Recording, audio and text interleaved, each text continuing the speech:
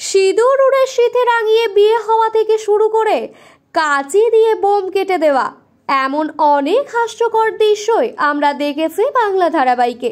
তবে এবার দেখা গেল বাঁধাকপির পাতা দিয়ে পায়ের ব্যথা সারানোর এক হাস্যকর টোটকা। দৃশ্যটি দেখে হাসতে হাসতে পেট ব্যথা হয়ে গেছে দর্শকদের। হ্যাঁ, এমনই একটি অবাক করা কাণ্ড দেখা গেছে স্টার জলসার কথা ধারাবাহিকে।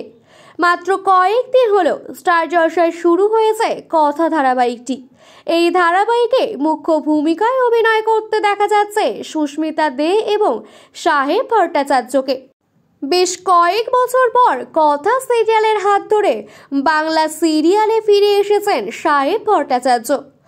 অন্যদিকে সুস্মিতাও বাংলা সিরিয়ালের ভীষণ পরিচিত একটি মুখ।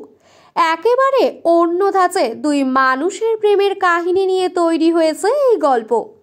সিরিয়ালের কথা একজন গাছ প্রেমিক মেয়ে, বাড়িতে সারাক্ষণ গাছ নিয়ে ব্যস্ত থাকে কথা। চোখে কালো ফ্রেমের চশমা, চুল বেনি করে বাঁধা, সব মিলিয়ে ভীষণ সাদামাটা গোছের মেয়ে হলো এই কথা। ছোটবেলায় বাবা মাকে হারিয়ে মামা মামির কাছেই মানুষে বিয়ে বা কোনো সম্পর্কে জড়াতে একেবারেই নারাজ এই চরিত্র। কিছুতেই বিশ্বাস করতে পারে না কোনো পুরুষকে। সিরিয়ালের মূল নায়ক অগ্নি পাওয়ার রান্না প্রেমিক মানুষ। সারাদিনে কিছু না কিছু রান্না করে চলেছে সে। একটি সম্ভ্রান্ত পরিবারের ছেলে অগ্নিব স্বপ্ন দেখে বড় শেফ হওয়ার। যখনই সে রান্না করে তখনই তার বাকি অন্য কাজ ভুলে যায় সে। বাড়ির কোনো দরকারি কাজও মনে থাকে না অগ্নিবের। এমনই দুই চরিত্রের বিয়ে হয়ে যায় হঠাৎ।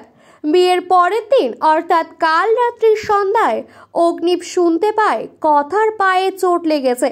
সে তাড়াতাড়ি মলম নিয়ে তাকে দিতে যায়। অগ্নিব যখন কথাকে মলম দিতে যায় তখন কথা সাফ জানিয়ে দেয় সে বাঁধাকপির পাতা ছাড়া আর কিছুই লাগাবে না পায়ে।